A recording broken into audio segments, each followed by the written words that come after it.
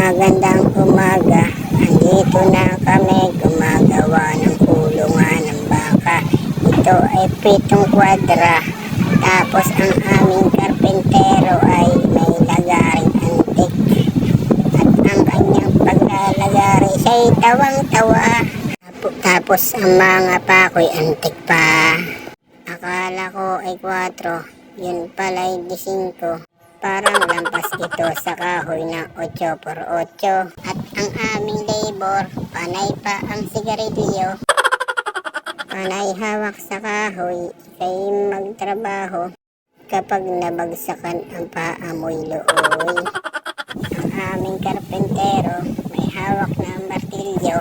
Kalahati lang naman ang pambunot nito. Dahil ang pako ay di niya kayang palubugin. Kaya ang ginawa niya ay nilaksa na lang ang palo. At di rin nagtagal, ayun, lubog na rin si Paco. Sige, hatawin mo, paluin mo pa ng todo. Hanggang hindi mo na makita ang ulo ng Paco. Buti na lang meron kang botang white, lalagyan mo ng nails. Hawk ang tatak niyan, galing pa sa tubigan. Siguro ay masipag ang may-ari niya. Buti na lang andito ako, nagtutubid ng pako. Sige lang, pukpok lang. Huwag ka nang umalis dyan, sasahod ka na lang ng paganyan-ganyan. Ako ay tumayo na, andyan na ang may-ari. Kapag ako'y nakita ay naku, yaring-yari. Sabay hawak ng martilyo at lagare. At pag alis ni boss si Parentok, sumandal na.